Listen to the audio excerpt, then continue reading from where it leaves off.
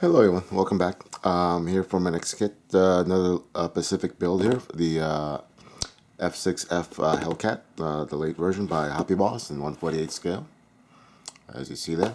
So just to give you a little tour here and show you quick what's in the box.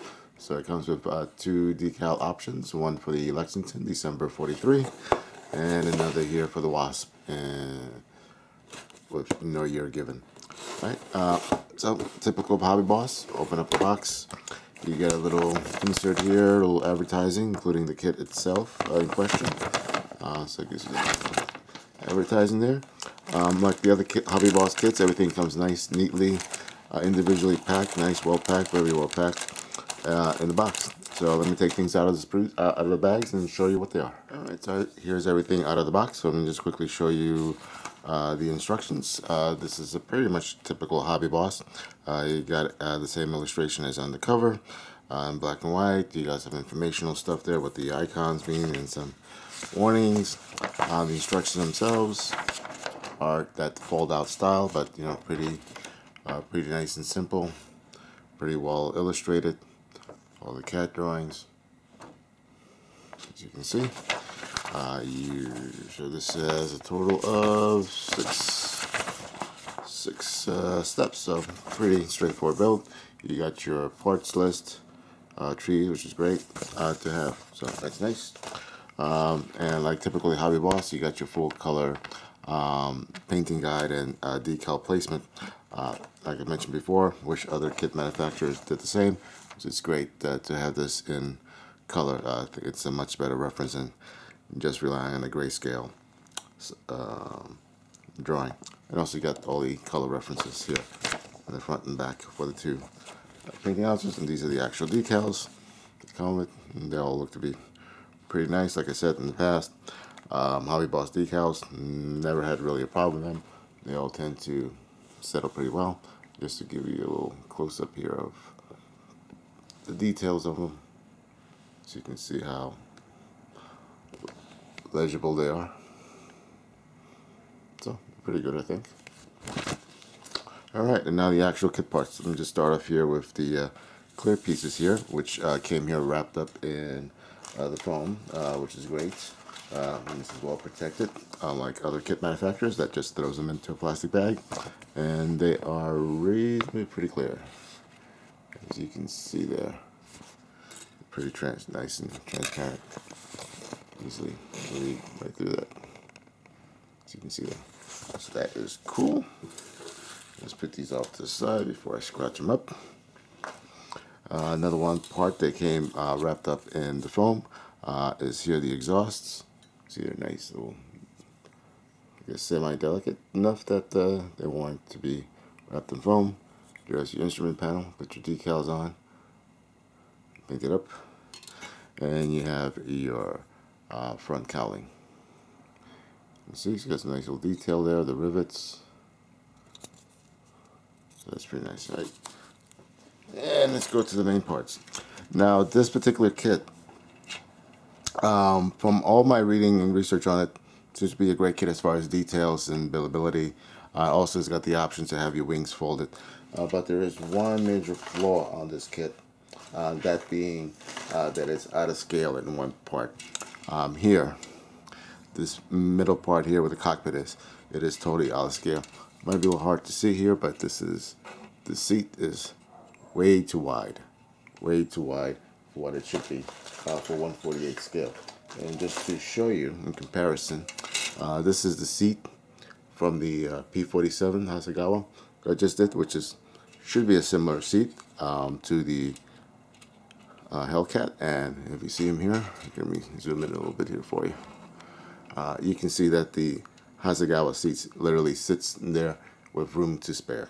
So you can see that that's a good 25% larger than what it should be. So that's probably the biggest flaw of this kit, that this middle portion here where the cockpit is totally out of scale. Now for most people that might be, or for some people that might be a totally deal breaker. Fair enough. So if you're going to have multiple Hellcats in your displays and they're going to be from different manufacturers, you may not want to have this one because it's just going to stick out. But having said that, The detail is good, and also this has the option of having folded wings, so you can have the wings folded back, which kind of hides some of that fatness, if you will, in the middle portion of the cockpit. So that might be an option for you. And that is the way that I'm going to be displaying this particular aircraft. But having said that, if you're still with me, let me show you the rest of the kit. So here is the fuselage. Nice little detail there. You got that for the handhold. Here in the tail. Focus, focus. See some nice detail, nice texture there for the fabric covering on the tail pieces. And this is the cockpit floor. Here you got the back of the headrest and back of the cockpit. And again, that seat way over scale. You got some little side panels there. More side panels there. Again, the detail of the kit is good. It is just that out of scaleness, which totally, kind of kills it for some people. And some injection pin marks there, but you probably will not see this once you have the rest of the cockpit in there. So if you're just going to have this stand alone with the wings folded, you'll probably be fine. But if you're going to have it with other Hellcats on your display, you may want to look at other kits. Okay, this is the bottom of the wing. You got the shell injection. This has been pre-drilled here. Open up the holes here for the missile racks, for the rocket racks. But here's the detail, the flaps there, the top of the wing. Again, nice texture there for the fabric covered flaps. Inside you got some of the details there for inside of the wing. You have them folded up. Here you got the bottom of the fuselage here, and the bottom of the wing root. Again, nice detail with the routing and the panel lines. See all that. And again, you got your flaps. Nice texture. You got your horizontal stabilizer, again, nice texture representation about the fabric. And come over to the other side. You can see some of the details.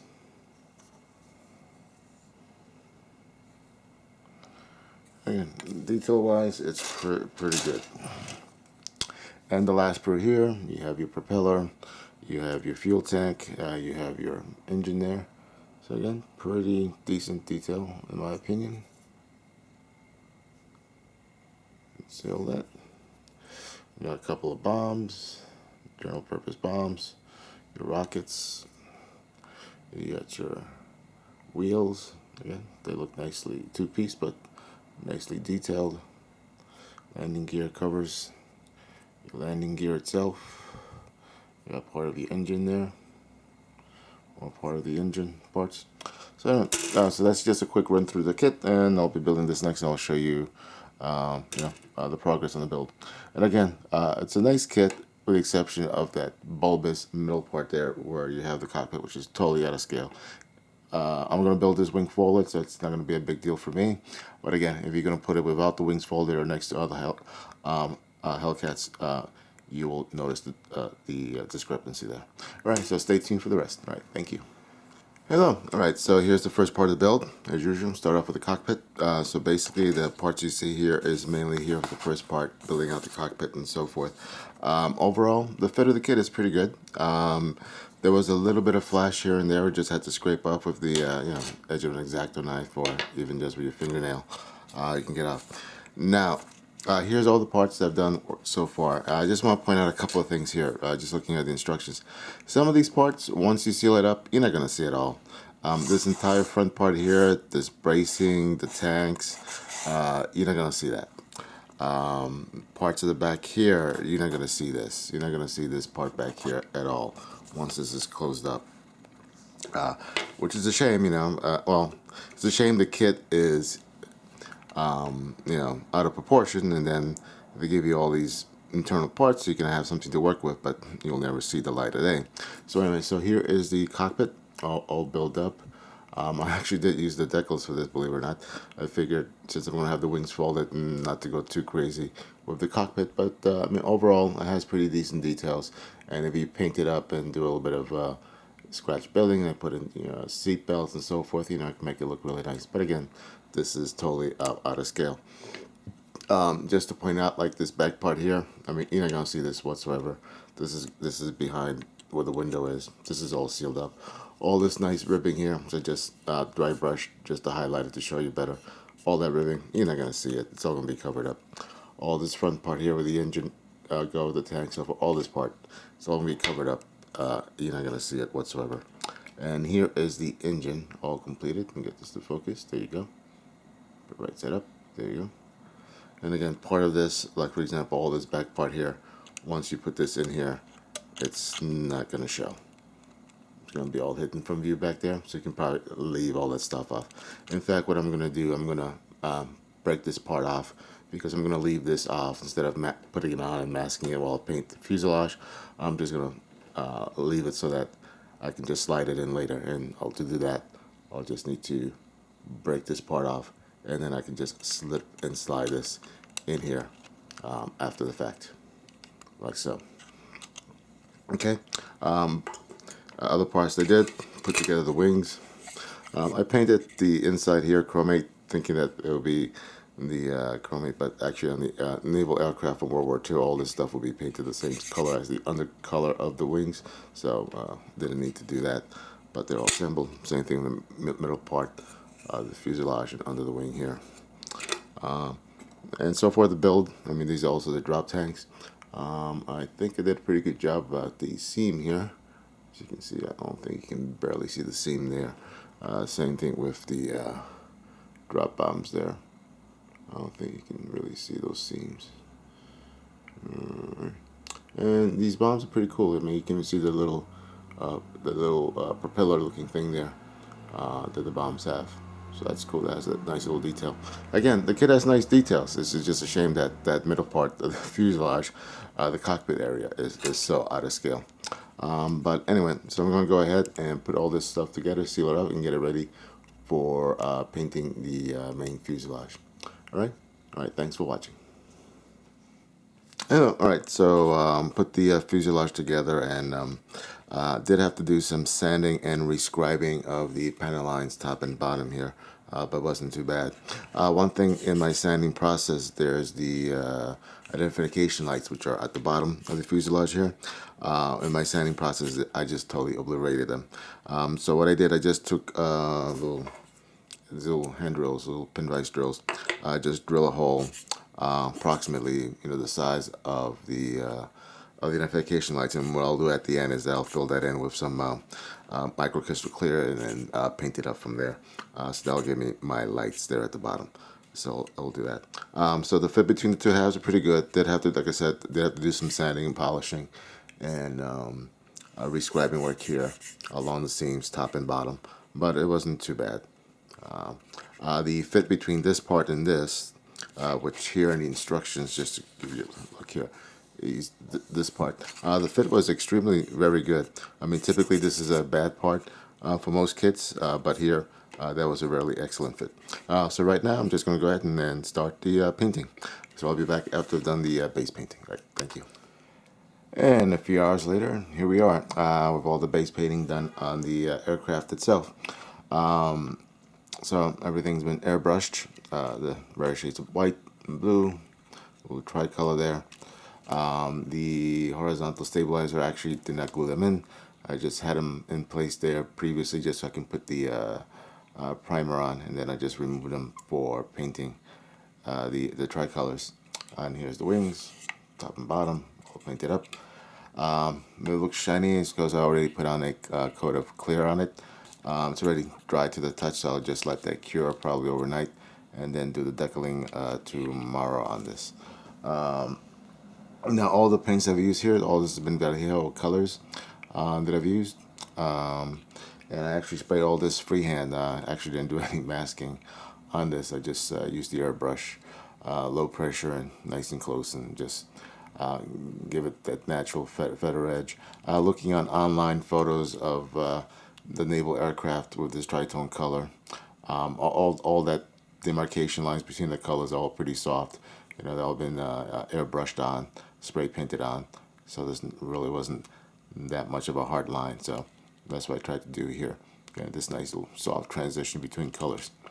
Alright, now it's probably a little off messy here, especially on this side. You can take a look, but it's no big deal. Once I put on the decals for the sides, as you see, they are quite big, so they'll cover up any issues with that line not being exactly straight there. Alright, so I'll be back after done the main decaling. Alright, be back. Hello and welcome back, and here's my final reveal of the HobbyBoss F6F-3 Hellcat late version by HobbyBoss here. So after the painting, everything pretty much went pretty quickly. Before assembling all the final pieces, I did some weathering on it. Don't know how well the camera's going to pick it up, but I kept the weathering light, mainly dust, dirt, a few little scratches. For dust and dirt, mainly I use these washes by Flory Wash, a little dark and gray, depending on what area of the aircraft I was putting it on. I also use some Vallejo pigments also for some of the exhaust on the bottom, which I'll show you in a second.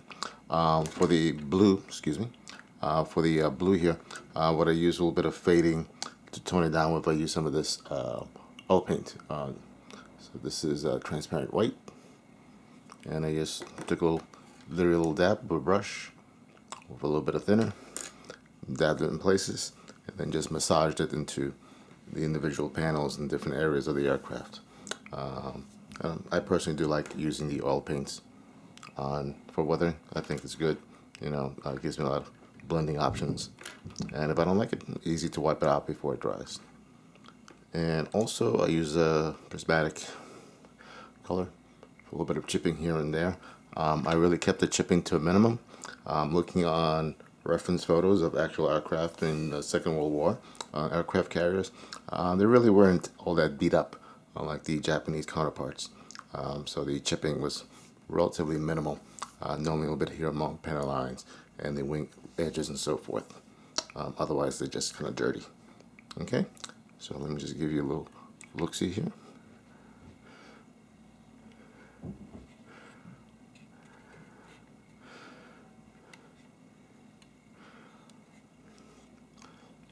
No, the aircraft itself, I mean, the kit itself, it's a pretty decent kit, with the exception of, well, the biggest issue being that scale issue here in the middle part of the cockpit that's too wide.